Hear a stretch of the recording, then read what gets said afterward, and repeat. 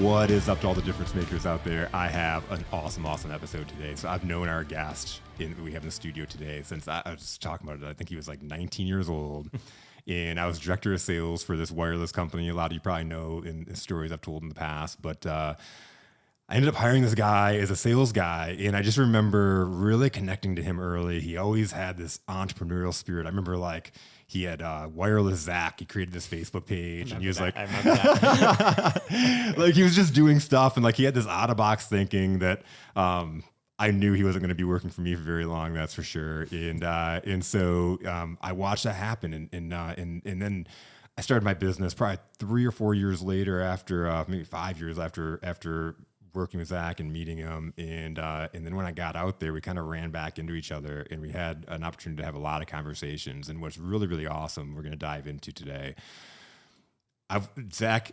So like I said, since he's been 19, he's had this entrepreneurial spirit and he's talked about all these things that he's going to do. In the last conversations we had, he talked about like opening restaurants and just doing some really awesome things. And I've watched from afar the last few years as all these things he's talked about for the last several years since I've known him have come to realization, come to fruition. And so I was sitting the other day and I'm like, I would love to have Zach on and just catch up, because I there's like been a ton of stuff that you have going on that's been exploding, and I can't wait to talk about it. But this is a guy that just has that entrepreneurial spirit, and I think I want to dig into why. So Zach, man, welcome to the studio. Thanks. Yeah, I figured this is a good hang session for us to catch up. Might as well record it. Might as well record it. That's Right. I figured all my most impactful conversations was going to bring a camera and record them, and that's how this ended up happening. Exactly. There you go.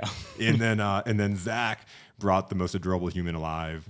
Bowie is joining us in the studio today. Can you say hi, Bo? What's up? You were not shy just a second ago. Right. I know you have something to add. Let us know if you got any thoughts, okay, Bo?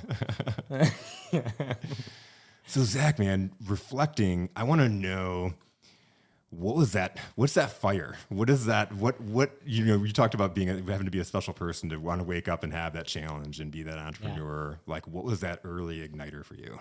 I think it always existed. I think the hard part was figuring out what it was and what to do with it. I think actually at the beginning, it kind of seemed like a bad thing because I could never really stay present in anything that I was doing that I didn't want to do. Yeah. I was just would blank out, like, just couldn't stay interested in things. So I was like, well, maybe it's like ADD or ADHD, and like started to curve around. I think then I realized it's just because there are things that I didn't want to do. And, so it's like always relating back to like reading a book that you don't like reading. Yeah, right. Totally. Being assigned books in school and like, I don't like reading. It's not that you don't like reading. You just don't like reading that. Reading. Exactly. Yeah. So that was just the biggest first sign of it for me. And at first seemed like a negative. And then I started to learn how to really work with it and find, that once I did the things I wanted to do. And then from there, I just never wanted to do anything I didn't want to do anymore. So that's kind of been the motivation, to be honest. Well, and there's that thing, and it was you worked at Wireless Zone for a few months, but I just knew you weren't an employee, right? Like, and that wasn't a bad thing. That was a good thing. I had a lot of respect for you. I'm glad you see it that way. But I knew you weren't somebody that could be trapped in those four walls, right? Yeah. No, absolutely. I think I'm not a great employee. I wouldn't want to hire me. Like the last employer I ever had, we're still close and good friends, but like, I just wasn't that good of an employee. Like, it was just, he was very patient with me, but exactly. But, so I think it's always existed, and I've just had a lot of fun now, really, over the past, 8 years, I think, is really what has been like the roller coaster. It's when I cut ties with any employer, I think 6 years ago. Yeah, because he's 7. So when he was about 1, that was when I completely went, no any employer and all on my own. And so it's been a fun ride since then. So was this like a cold turkey thing, or did you have like business built up to where you knew you were comfortable? Or yeah, so at that point, I was doing IT for another company called Proactive, and great company. Still very close with the owner of it. But I started to kind of do marketing. This is social media marketing and digital marketing and stuff on the side for a couple clients. And I knew I was going to keep going with it. I was enjoying it. I knew I was going to start to blow up. I hadn't made the app for Ann Arbor at that time called A2 Social, and that was running well. So I was able to take in clients pretty easily because we were kind of onboarding in this app and then, doing some stuff. So one day I was at the office and I was just thinking, and I was like, no, like this is it. And I literally wrote the email that minute and sent it to my boss. And I went home that day and told his mother. Wow, and that wasn't a great conversation. I was like, she's like, perfect, because she was a stay-at-home mom at the time. We had just, he's 1 year old, and I was like, hey, I quit my job. So, well, does she understand entrepreneurship and that mindset? Yeah, it was some back and forth for sure. I mean, that's another thing. When I think again, it comes back to that certain type of person, and I'm not saying it's the right way by any means. It's just there's a certain type of person. Way. Yeah, it's just what the risk tolerance is much higher, and a lot of people have a hard time understanding that. Being in relationships with people and stuff, they're just like, "What are you doing? Yeah, this is insane." And then, I kind of always think like, "I got it," and yeah. Well, so far, it's been good. So I mean, I've had so many clients that are like, and I've had a client that hired me because he was like, I just need somebody that gets me. Yeah. He was like, my wife's like, where's the man that I married? Right. Because that man liked this job is he was making a lot of money at, and now we're going on this like crazy roller coaster, right? Are we going to make money this month or are we not? Yep. No, totally. And we had just moved into a new, nicer place downtown Ann Arbor, very expensive. And I was just like, "Hey, quit my job." So, we didn't lose anything though, and everything kind of, stayed pretty good. Of course, there were ups and downs at first, but we made it work through. And how did you make it work? Like, how did you go out there and grind and make it happen? Yeah, I think it was I spent a lot of time going out and connecting with other people, and I'm not a good salesperson. So I think I am in a sense of, but I'm not good at a traditional salesperson way. So I was just going out and just making friends with people and business owners and stuff, really just to be around them and see what I could do to help, not even as a client, not even for money, just like when we were onboarding the, people on the app or whatever we were doing. And at the time too, I had bought into the company Boober Tours, the pedicab company. Yep. So we were doing that as well. So we had this app we were running like bar crawls. And so I was coming across a lot of clients, working with restaurants and bars, and you're just meeting people. So we would get clients by default is the point. I wasn't going out really selling, but we would get clients by default. They'd be like, "Hey, what can you help us do since you're doing all these things?" And so we'd take them on, and between what I was taking on, I was able to make it work financially, and that was the most important part at that moment. But and I didn't want to sacrifice any other thing. So yeah. I love that you said I'm not a good salesperson. It's just kind of about going out there and really building relationships, right? It's like going out there taking care of people, wondering how can I help you, or just what can I learn from you? Yeah, totally. Yeah, because that's one.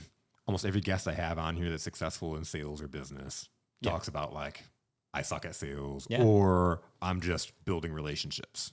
I'm just going out and helping people. I'm going out and meeting people and asking them questions and discovering who they are. And it's never like I'm just selling somebody. Yeah, no. And I think that, like I say, it's not a good traditional salesperson, but I think it's the best way to really long-term grow. Yes. I think you can get short-term highs if you're a salesperson and a traditional, but then, the consistency goes away. All of my clients that I have, we have relationships since the beginning, and I've never really fully just lost a client. There'll be things we stop doing a little bit for and do, but we maintain these relationships forever because we're not, there to just sell a product and then just be like, hey, got your money, dip, it's huge. Which a lot of companies and people are, which, hey, to each their oon, but keep doing it because it opens up the market for people like us, because again, I want to be able to work with a client for however long they need me, right? And it's like one of those things of like, and even if we're not working together as a client, like I still want a relationship. Yeah, exactly. No, that's relationships are extremely valuable. And like you said, connecting with people, that's always been a big thing for me. Even just the friendships I've created. And it's funny, I learn things from all types of people.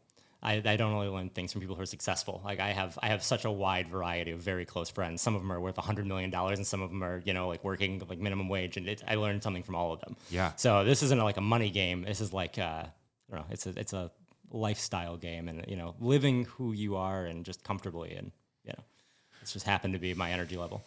It's huge, and it's huge to have that awareness because I think there are people that look down on certain people or think they can't learn. And that's crazy. It's crazy. And I've set with the millions of dollar business owner, the guy that's really successful. And I've sat down with people that are struggling, and those people have good ideas. Oh yeah. Yeah. They're just not executing them. Totally. Yeah. And I've sat down with people that are like struggling, and they're coming to me for advice, and they start talking about something that they're doing, and I've taken that idea and implemented it and ran with it. Yeah. And it worked. Yeah. So it's just, you can learn something from everybody. You can learn what not to do from watching people. Absolutely, you can. Yeah. A lot of times. You certainly can. Yeah. Yeah. So you're in this IT and then marketing space. Mm-hmm. So you're working these businesses where you're kind of in that solopreneur space for the most part. Yeah. At that point, yeah. I was pretty much taking on clients. I had a few employees, but they were really just friends that kind of helped out part time. So it was pretty solopreneur at that point. Yeah. So what are you doing now, and how did you make that transition? So I'm still doing IT stuff. We still have IT clients. We still have some marketing clients left. I think I've kind of started to slip out of the marketing, taking on new clients and stuff like that. It was a lot of fun. I really enjoyed it, but it's just something that I think it was a good experience to learn, but it's not something I want to do long term. Mm-hmm. So I still have some IT clients. That's always been kind of the backbone, and especially financially, that supports a lot of other things. And then, like you said, now I'm buying restaurants and bars and all this stuff. So that's kind of what I'm really into right now, between IT and then restaurants and bars and real estate, of taking over stuff like that. How does that stuff, it's like sitting and listen to the industries you're in, like right. Marketing, IT, how does that pay off? Like when it combines with then starting restaurants or buying restaurants? I think if you ask any restaurant owner, they would save a hell of a lot of money if they knew things about marketing and IT. Yeah, exactly. So I think it's very relevant in the sense of most people don't start that way, but it's a great thing to have. So it's been a lot of fun. Those are the parts that I enjoy. I enjoy when we take over these new spots and getting to market them and kind of get a new brand awareness and identity behind them. And I have a lot of fun taking them. Yeah. So where are your locations at? So we've got. Well, okay, so we got, between me and my business partner, we've got 13 in the family. And then, so that would be from Ann Arbor, which we're opening the Moe's Sports Shop downtown on North University. We've got St. Ignace. We've got 2 there, possibly 3. We were working on another one. You're gonna own St. Ignace, right? Literally. Yeah. How many other restaurants are in town? Well, actually, we own 4 buildings. One of them is just a shutdown restaurant, but we'll be opening that. And then we're trying to get a brewery as well there in St. Ignace. So that's kind of been a back and forth thing. We found out we're not allowed to have a Class C liquor license and a brewer's license at the same time, so we gotta figure out what's that. But and then we've got so we got Shanty Creek, which is in Bel Air. There's 2 on site there. We've got Onstead, Taylor, miscellaneous, E-Course, Clinton. So, and some of those are ones that he owned prior to our partnership. Okay. And we're kind of just starting to merge all that. And then Brooklyn, there's Shady's Tap Room. Okay. In Brooklyn. And so we just kind of got a little miscellaneous stuff, but I've been most active recently in the Galley in St. Ignace. I've really enjoyed that one. We bought that one and kind of revitalized this restaurant that people already loved, but we kind of just added a little bit more character and, fresh looks on it. It was kind of getting dated from the previous owners. And then Moe's has been a roller coaster. I've had that building for 2.5 years now. Is it open? Almost 3. No. Downtown Ann Arbor, we've had this is the building. One like we talked about. This was through 3 before the pandemic. Ago. Yeah, that's exactly. We took it over before the pandemic, and then that hit, and it was like, well, so what do we do? And then so coming out of that, we realized, hey, we still got the building. Awesome. We still have a way to do this. But building costs are, 3x. Labor costs are through the roof. So our little budget went to triple. And so we're still doing it. It's just been chaos. And it's funny, in the time of that one is when I took over that one, I had 0 restaurants or bars. Yeah. So now all the ones that I've took on under that happened while Moe's is still just like...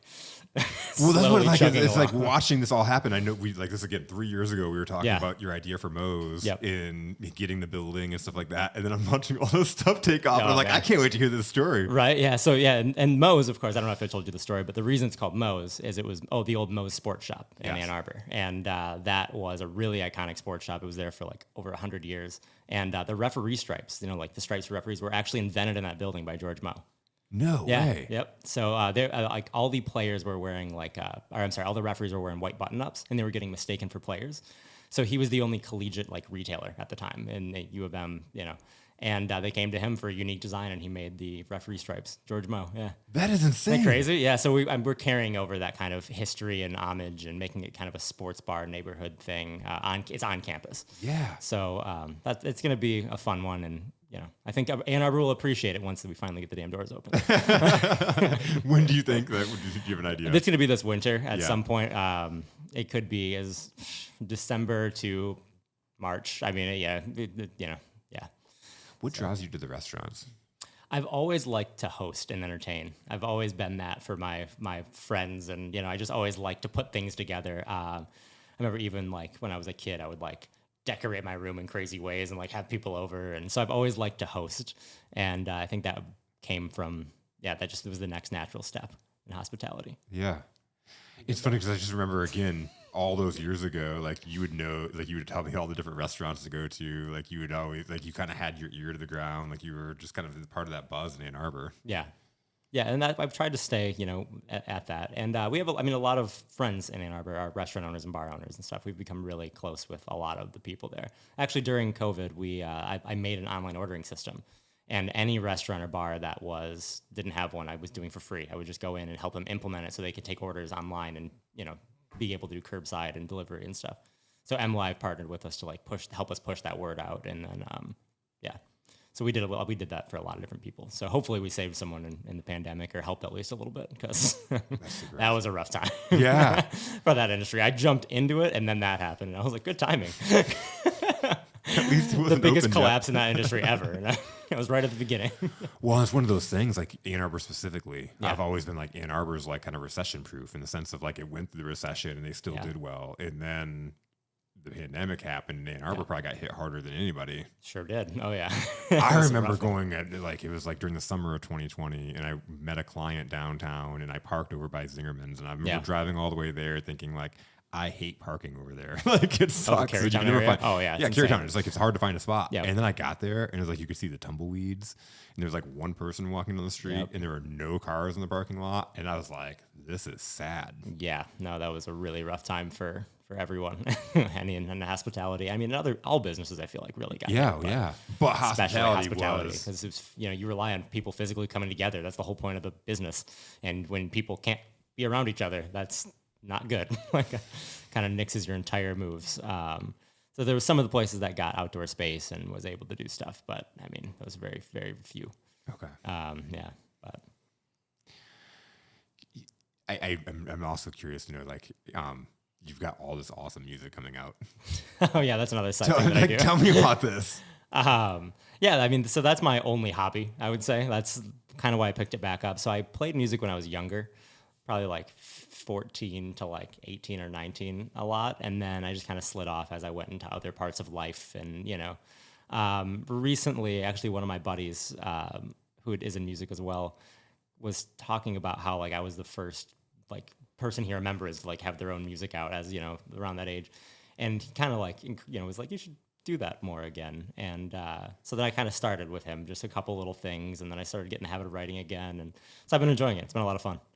Like there's legit like all radio songs. Like they're also every time I listen to a song, I feel like this could be on the radio. Right. Well, good. Yeah, my bass was always like acoustic alternative. These days there's a lot more pop in it, which has been fun because it's, those are always fun songs. So my songs go from like really emotional and serious to really fun and poppy. Yeah. So, it's whatever I feel like doing at the moment. So when I saw it, I don't know the name of this band, but you said it was your favorite band. I watched the guy Spill cover.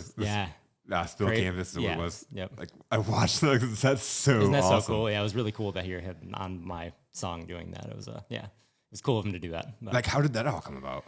It was kind of a reach out and a short interaction and a request, and just him being nice and kind of, I think, doing it for a fan really, in the end. But he said he liked the song and had a lot of fun doing it, and so that's so super cool. Yeah. I remember a post, and we'll include Bowie here. I remember a post you saying like you guys were at a gas station, and you guys heard somebody like pull up playing your song. Oh yeah. We were in Monroe, and that that was pretty crazy. That's just would be insane. Yeah. No, it's cool. It's been cool. I like doing it. It's not something that I think I'm doing as a career or anything, but it's totally a fun project. And, we've been having a lot of fun. I bought a little home studio, and then I do stuff with my buddy in his studio. And we actually might be making a big studio in Clinton. My business partner bought this gigantic building, and we're trying to divide it and figure out what to do with it. And one of them we might make a huge studio in the back. So that could be another cool thing. Yeah. And that would be to help my friend's business, which he is trying to be a full-time producer.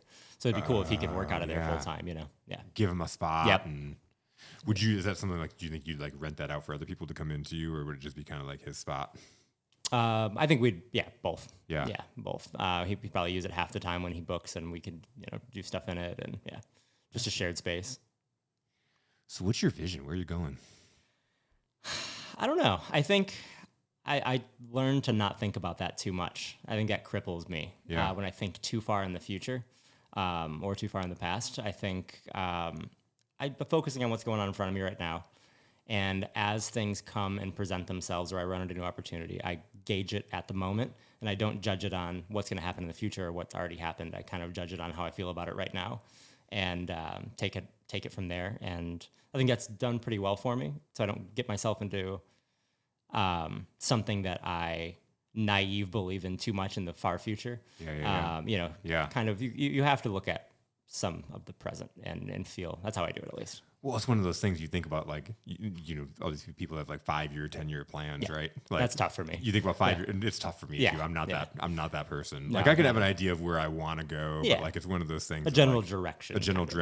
But like, you have no idea of the external factors. Like, you can't plan for COVID coming along, right? No. So if you have a certain, if you have a certain vision of what your business is going to look like, and then all these things come out and change, like, and you're so rigid, like a Blockbuster. Like, I'm not going to change because everybody's going to want to come in and buy video. Yeah, right, exactly. Yeah, to like turn down a Netflix offer. Yep, exactly. Get bought out by them. Yeah, if you look too far ahead, thinking what's going to happen ahead, I think a lot of people are. I mean, you're probably going to be wrong. There's a huge chance you're going to be wrong, and a lot of people spend a lot of their time trying to have a heartbeat on something that haven't happened yet. And I don't really do that. I try to focus on what's happening in front. And hey, that could be a downfall for me in the future, not seeing too far ahead. But I'll adapt and kind of go around that, and I'm not too afraid of things going downward too much, and I think that's what a lot of people are crippled by, is the fear that something might not work. And if you're gonna have that fear, you're not gonna do anything, because a lot of things you do aren't gonna work. Like, you do a lot of things and then pick some that ended up working, and Have you ever had that fear, or how did you overcome that? I mean, of course, it's uncomfortable, but I've never really had that fear too much. That's always been one part of me that really was good about that. I always kind of knew too. I just kind of had that confidence that I would just end up doing something I wanted to do. And it's funny, even when I was like working at McDonald's, and stuff, and I just knew in my head, I'm like, this is just temporary. Like, I'm just having fun. I'm, whatever. I don't want to do anything too serious. I'm a kid, so I'm going to do this and whatever. But I always knew that, like, at a certain point I would be doing something that I really liked for, full time for myself. And it was just like that confidence that I think maybe just made me make it happen, because I just knew that was the plan anyway in my, in my head, I guess. And it's awesome you say that, because again, that's the reflection. I saw that. Yeah, I mean, I appreciate it, because like, like, it's one of those things, like, you just had this confidence, like, you're gonna make it. Yeah, and you didn't really know what. Right, exactly. Like, you were just like, you totally had that presence, and I saw that. And again, like I said, I respected the crap out of that. But it's like that's awesome. You're like, you want to sell some phones for a bit? I was like, I guess. Sure, let's see what we can do here. Yeah, exactly. And it was fun hanging out downtown Ann Arbor and stuff. I mean, that got me familiarized with the area, because that's where we were on Main Street, right? Yep. Yeah. And that was a cool experience. I no regrets at all for that. Yeah. It was a cool experience having a store down that way. I always feel like you don't get excited kind of like walking down here. Yeah. Like, on your way to work, like, there's not many things that are going to get you excited. Yes, Bo?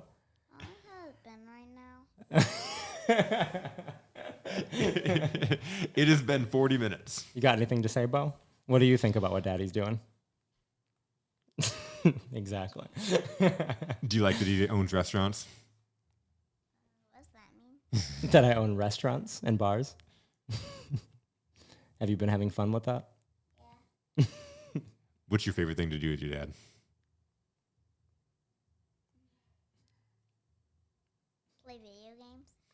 Yes. Yep. We broke down and bought an Xbox. I'm not much of a video gamer, but I figured that would be something we can do together. So I bought an Xbox, and it's been pretty fun. Nice. What's your favorite game? Cuphead. Cuphead. Nice. That sounds fun. It is. It's really cool. Yeah. Kind of digging in again to that, like not having that fear. It's one of those things, like, I know for me, and I think we kind of relate on this aspect of, like, I came from, like, nothing. Yeah, me too, for sure. I grew up with no money. Yep, We were absolutely. super poor. Yeah. It's like, Yep. for me, if I, like, the calming point of when I started my business of, like, if I lose everything, it's like, What's the worst? I've been there before. Absolutely. That's been me too. I think that was actually somewhat of a blessing, right? Because there's no way I can go further down than that. Like, yeah. so, And you survived. At the worst case scenario, I'm still above that. So, like, yeah, totally.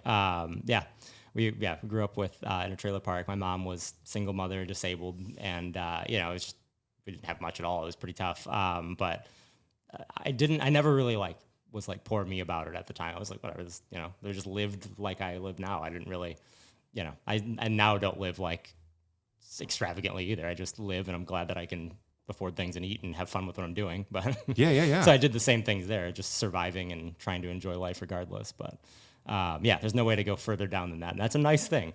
Some people who started here don't want to go here because like that would be super uncomfortable for them and go down a downward spiral. But yeah.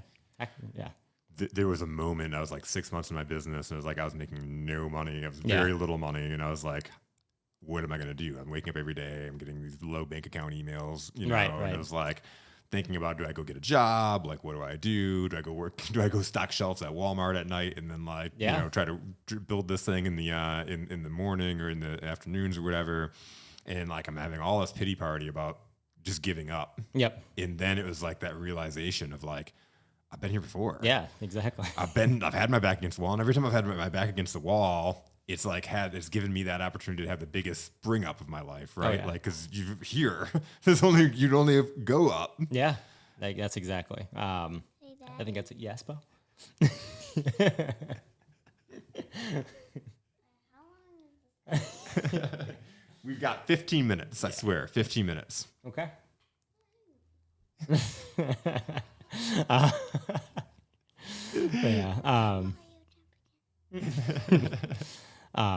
So you're right on that for sure. And, in the sense too, like you're talking about the past and, you said like you had a hard time like reading books and stuff that you didn't care about and circling back to that. In my job's attitude, I also didn't do good in school at all. I literally failed since you were allowed to fail. Like, I skated through elementary because they're just like, well, I guess like, you can just go. And then like middle school, they're like, it was just like straight F's and they're like, so then as soon as ninth grade, I knew I was just going to fail because you actually can. So I just dropped out because I wasn't going to stick around. I wasn't doing anything. And I remember all of my teachers and all of my teachers especially, and then it dripped down to my classmates and stuff, would be like, you're going to be homeless. Like, there's no other way. Like, you're going to be homeless. What are you going to do with your life? You're going to be stuck. And, they've seen me in this poor poverty space anyway. So they were just like, you're never going to get out of that. Good luck. You have to do this. And even then, I like was so confident in my head. I just knew. I was like, no, I'm not going to I'm totally going to do things. I'm going to, I didn't know when, but I just knew I was gonna, and I didn't even know what. I had no plan for what. What do you think? Why do you think because there's so many people that would be beat up by that. There's so many people that would be beat up by the circumstances of growing up in the trailer park, being poor. There's so many people that wouldn't see that hope. And then going through that experience and then feeling like you have no hope because like people tell you dropped out of school, you don't have this, you're going to be a loser, you're going to be homeless, you're going to be this. Yep. Like, what is it? And maybe that's motivation too, right? Like, maybe I was a little angry about them. I'm like, I'll show you. Me against the world attitude? Absolutely. And also, maybe it's just a little bit of naive confidence that ended up making me confident to go try things because I had this, So I think confidence is good either way. Whether you can do it or not, if you have confidence, you're going to find a way to do it, period. Whether you were capable at the time or not, you're going to find a way to be capable. I've done some crazy things with just confidence. Like I've gotten into free games, like, movies, like events. We went to Cedar Point with a suit. You ever walk in? A suit will get you in a lot of places. Oh, If you wear a suit and just Yes. walk in confidently, and you Totally. can get into just about anything. oh, I believe it. Like just I've walk seen in. the videos too with the ladder too. If you bring a ladder anywhere, Oh, people are just like, yeah, the let you- ladder. they're I've like- seen they're- that too they're like, recently. oh, sorry, I let you in. Yeah. But yeah, no. We used to go to Pistons games, and I had this friend Jeremy that was just so confident. He had these old tickets. And Yeah. he would like, all right, guys, let's go. We'd like dress up in suits and we'd go to these games, and he'd like flash tickets at these guys, and like we'd go sit down behind the bench, like, and just until somebody came and wanted their seats, and then we'd move to another seat. And we'd just kind of Just move act all like around you're the like, stadium. oh, whoops, I accidentally did Whoops, this accidentally. one. Yeah. That's funny. You know, right, but though. we did that all the time, and it was just confidence, Yeah. and like I learned a lot from that. Totally. Well, when I was onboarding these marketing clients, I had been in marketing for 3 months. You know what I'm saying? Like I was just like learning it as I went, and everyone seemed happy with it. But like I was completely improvising as I was going. IT, you know? did you? IT. Like I've always been tech. Yeah. Said we should bring puppies. Oh, we should. You're right. Oh, yeah. With IT, I've always been a techie person, so like my mind kind of worked that way. But yeah, there was a lot of things I actively didn't know about tech. Yep. So I was learning it on the job. In fact, when I started working for Proactive, they hired me into like a business corporate level of like helping those kind of clients, and I was like, yeah, I can handle this, no problem. Really didn't know much about like business grade firewalls, anything. If they watch this, yeah, that's probably not a surprise now at this point. Not a surprise. The cat is out of the bag. Exactly. They're like, yeah. So, you know, I think I've always just done that, and I don't know. Yeah, I think it's fun though. I enjoy that. I like getting myself into uncomfortable positions and kind of wiggling around and figuring it out. And stability is, I don't know. I'm not a huge fan of just like staying in one spot and relaxing in that. I'm a very hyper human. I'm not saying it's a good thing, but it's what it is. Yeah. Well, you have your superpowers, right? Right. Yep. And that, like I said, they can be looked at as weaknesses or powers. And I think everyone has those two things. And a lot of people see their things, whatever it is, totally different than mine, you know, as weaknesses, when really depends on the perspective you look at it. I almost got chills just a little bit, because I think that's probably a big differentiator between success. Yeah. Is, do you see what you're dealing with as superpowers, or do you see them as challenges? 100%. Yep. Absolutely. Because that's what I hope. When the coaching one-on-one, I call it beat the difference, because the things that people don't want to talk about, the things that they feel like it's going to be the most shameful thing, the most vulnerable thing, is the thing that they need to tell everybody. Yeah, I think too, if you can get through, the really important thing is to be able to get through your worst moments. Your best moments are easy. Yeah. But you need to know how to deal with and handle and you know, go forward with through your worst moments. And that's something that a lot of people fold. They just immediately fold and they think, this is it. I failed. Done. Never try that again. Because, you know, and that's the thing that most people end up stopping at. They could have went so much farther, but that's that. They're just done. And I talked about the beginning of like working with other coaches and consultants, and what was happening. I would go and meet these people that I admired, because I saw they seemed influential. They seemed like they could really make an impact. And like, as I got to know them, I could see that like they could really impact organizations and people, but they were not making money because they sucked at sales, and they had all these like stigmas and fears behind it. And so they were failing. And what was happening to these people is that coaches and consultants is like, who wants to hire a coach that can't make money for themselves? right. Yeah. You know, so now you're a coach that's not making money. Right. Who would ever hire you? Absolutely. And you have this whole mindset, Right. this whole imposter syndrome. And then what ends up happening is you go out of business and you go back to a job. And then you're there. And you're like you and me that never were meant for a job in the first place. Exactly. Yeah. That are like going crazy. They're bad employees. Yep. And they beat themselves up because they're like, why can't I make this work? Why do I hop from job to job? Yeah. Why do I? It's because you weren't meant for that. Yeah, absolutely. And that was a big thing I struggled with when I was younger. Probably like early teens and to later teens, was that feeling like I didn't fit in, you know, because it was just different. I was on different roads. I thought different. I felt different. So I never really clicked like that with a majority. I wasn't a mass, you know, fit in. And that bothered me for a while, actually. Yeah. But then I started to learn how to, you know, that it was a good thing. And once I started really to do that, I mean, then I had people that were like looking up to me almost, like, and they're like, I felt like I didn't fit in a bad way, but they're like looking at it as a good thing, you know. And I started to realize that it's just perspective. It really is just perspective, and it's what you do with it.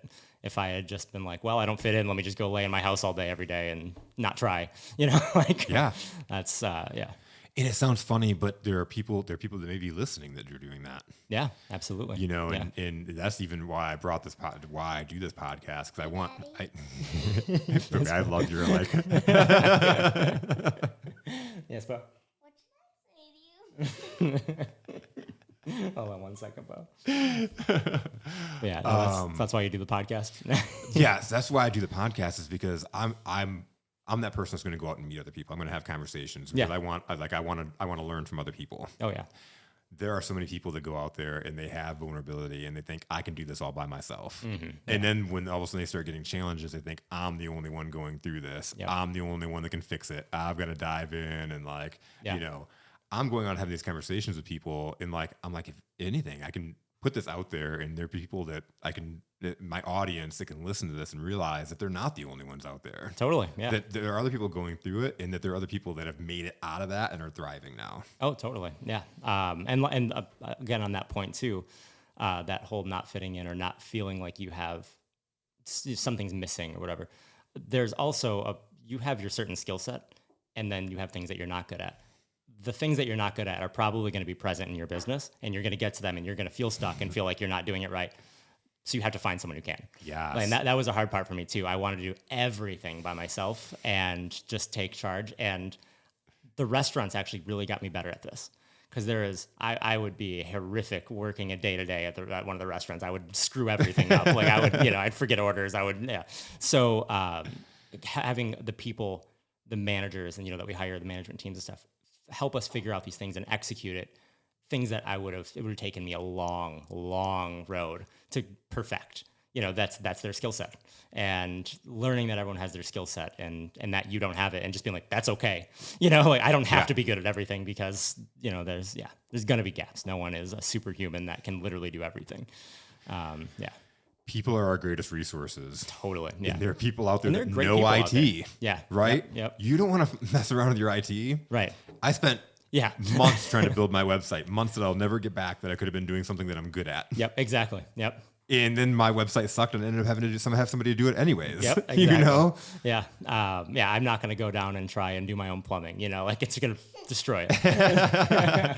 We don't mess with the plumbing, yeah, Billy. Exactly. That's when crap hits the fan. He's having a blast. All right. What did the daddy tomato say to the baby tomato when they're walking? Catch up. Get it? They're a tomato, and when you squash it, it's ketchup. I know it wasn't very funny. It was the only one I had. That look. He's like no. I know it was the only one I had. I am not a joke teller. Well, I am. Tell one. Tell a joke.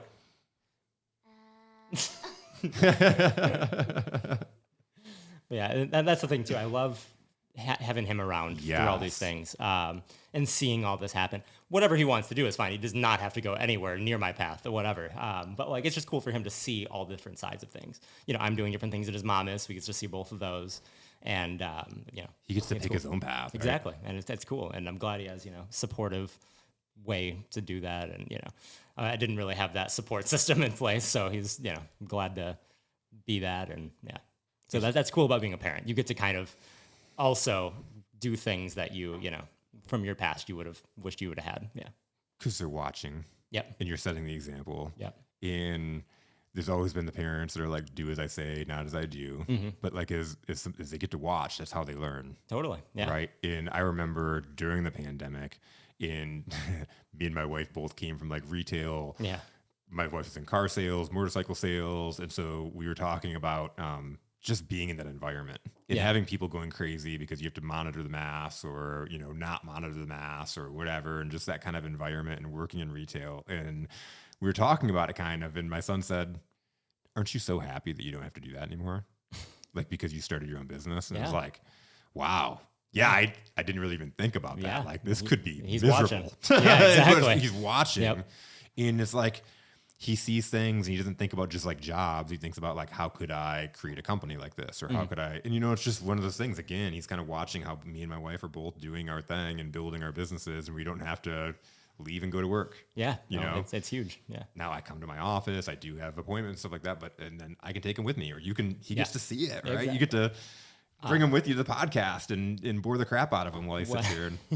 Exactly. One of my most important things in life that I'm so thankful that I did all these things for isn't money. It isn't, it's the time. I make my own time. I can work when I want. I can do things. We're homeschooling him for now because he started during COVID, so we kind of got in the habit of it. And so, I have the time in the day to do school with him. I don't have to be like, oh, well, sorry, we had to pass the buck because I have to be doing this from 9 to 5. And so, when his mom's at work, I do school with him, and and then she does it on some days. And so I love to have that flexibility, and I need to have that flexibility. That's the whole thing in my life. Like, that would have been the breaking back situation, having to be somewhere all the time. How do you keep your flexibility even though you have so many plates spinning with your businesses?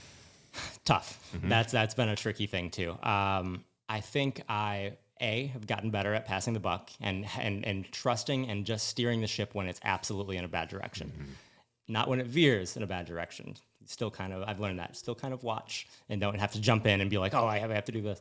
If it starts to go the opposite way, then you have to jump in. But that's been a huge thing for me, is having other people start to, put trust in that. And then, I like to work at night too. So the later, all my clients know that the later I can do something, the better. So I really wake up at night. Yeah. And so, if I have to do like some like IT something, or we have to go on site to do something, actual work, I'm like, hell, do it when you close. So keep flexibility throughout the day and pick the days I want to do it. And it's the cool thing because you get to, like, a lot of people fight. Yeah. They're like natural tendencies, right? Oh, yeah. I'm not a morning person. I don't like waking up at 6 in the morning. No. 7 is my cutoff. Like, I can wake up great at 7, but 6, if I wake up at 6, I'm groggy throughout the day. I'm not that person that wakes up and thinks of my ideas at 6:30 in the morning. Like, it's more like 9. Yeah. Like, when it kind of hits. Ideally, I'd like to wake up at like 10, 11 every day if I could. So, and sometimes I get, I do. What? The only thing is he'll wake me up. That's about the only thing. Exactly. He's like, Dad. But he kind of likes to sleep in too a little bit. So, Exactly. Yeah. But I had this client that, like, was beating himself up because he didn't like waking up in the mornings, and he was okay. like you. He liked staying up all times of night. Like, dude, you own your own business. Yeah. Design your day around the times that you're most powerful, right? Yeah. Oh, absolutely. Work with yourself, not against yourself. Exactly. That's huge. And the norms that were put into place don't mean anything. Like, that is a hard thing for me to shake too. They literally mean absolutely nothing. Like, not even just like just saying, like, they mean absolutely nothing.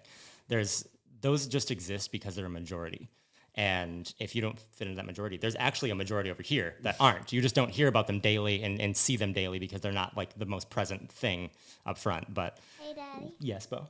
How long has it been? We're finishing up. We got 2 minutes. Yep, you're good, Bo. You've been very patient. You've been so patient. And I can't wait to hear back your voice. Oh, yeah, I know, right? The conversation is going to be awesome. I think the listeners are going to love this. He was very shy before we came in. He's like, no, I don't want to be anywhere near. And then we got in. He's like, all right, I'll sit at the table with you guys. So I'm very proud of him for overcoming that today. We got to get a picture. If we haven't already, we got to get a picture of you two with the headphones on and everything at the mics. This will be cute and something you guys can remember forever. Yeah, so, for sure. It's one of those things. I took my son to work. Yeah, it's one of those things. Like, I wanted to be able to have something where I could, like, bring him with me and do stuff. And so he got that experience. And now, and I have my business because I want those hours. I want to be able to coach his teams. I want to be able to get out early so I can go to his football game. I want to, so I create my schedule and I create my day. And it's like, why I think that's important is because there's so many entrepreneurs that start their business to do just that. Mm-hmm. And I asked you that question, like, how do you do that? Because so many people struggle that I started my business to have more time, and now I'm working 12 hours a day, or I'm working all day. I have no shut off. And I think it's so important to just know you have to plan that. You've got to do it intentional. Yeah, exactly. Because if you don't let yourself shut down, you won't. You will not shut down. There are too many things to do. Absolutely. And I'm not saying I'm wonderful at that still. I still have some ways to go on that. But I overall have a pretty decent amount of flexibility. Yeah. And I make sure I cut out time, especially for him. Like, chop, So that's been an important When I remember, thing. and again, it was 3 years ago.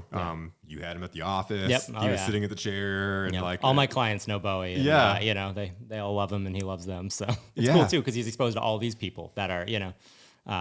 So he has memories of all these different types. So my son's 14 now. Yep. And he just got this girlfriend. Hold on 1 second, Bo. he just got a girlfriend, and he wanted her to come to watch his football game. And she was like, I don't know if my mom will let me, or she'll drive me. Right. And so he literally picked up the phone and called her mom and said, hey, wow, this is Jackson. Would you, bring her to the game? And she said she was so blown away. Yeah. But it was one of those things, and I credited it back. Like, we've always kept him around people. Like he's always been around people. And so he doesn't have that fear or that, he's just like picked up the phone and called her. To be direct. Yeah, that's great. That was something that did not come natural to me. I was a very, very, very, very shy kid. Yeah. Me too. So like that took a lot of effort on my part.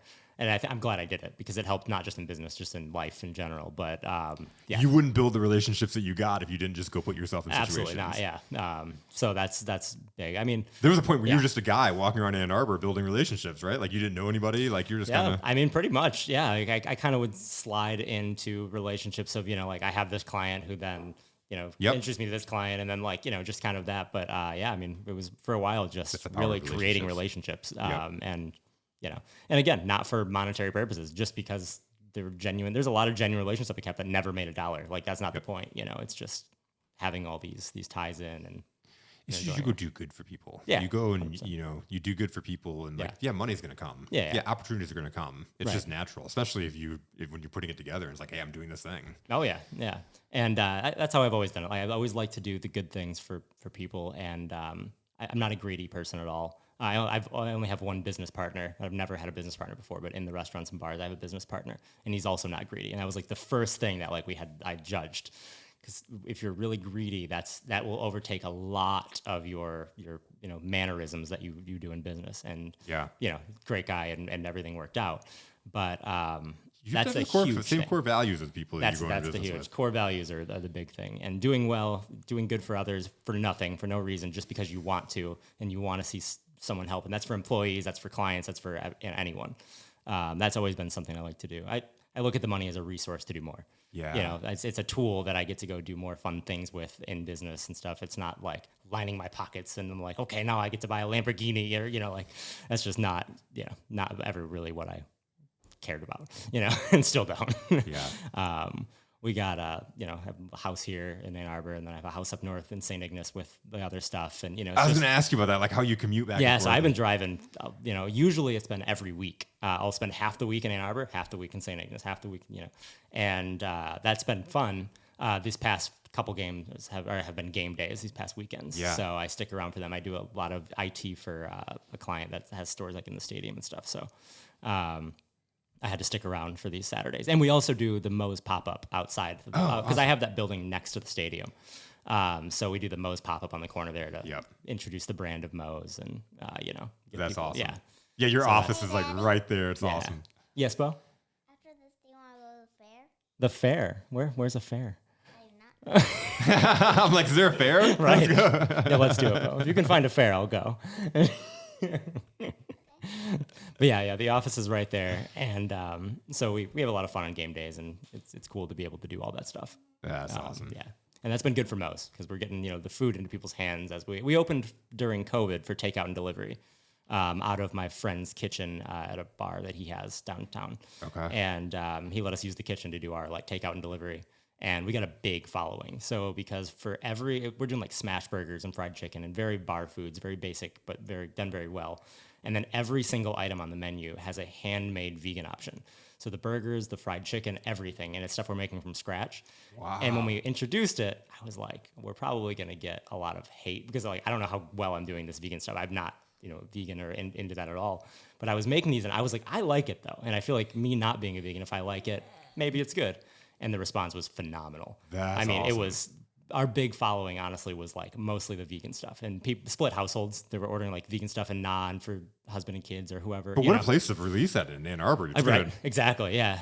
So it's vegan bar food is kind of a weird thing. Because Yeah. it's not necessarily like super healthy, but it's, you know, it's It's not vegan, animal. though. It's not about being healthy. exactly. Right. Yeah. There's no animals. So, so I was shocked by the, overwhelming response we got from that. We were having people order every single day in bulk. Yes, Bo? Can I go 3 hours away? Yes. If we make it down to Nashville, Right, exactly. Sure, there's got to be a fair down there. There's got to be one within 3 hours. You're right. Man, awesome. We'll let Bowie get to the fair and wrap this up. But man, I appreciate you guys, you both you guys coming down here and spend the time. It was good to see you, man. I mean, it's been a while, so we'll have to get together more. Absolutely. Yeah. Well, it's funny because I've been in Ann Arbor a lot, but I know you're busy, so it's like I'll drive by your office. Like I wonder if you're there, so I'll just stop by next time. Yeah, man, do it. Yeah, you stop by. If you don't, I drive the white truck now. If you don't see me, give me a call or something. But awesome, yeah, I will. So.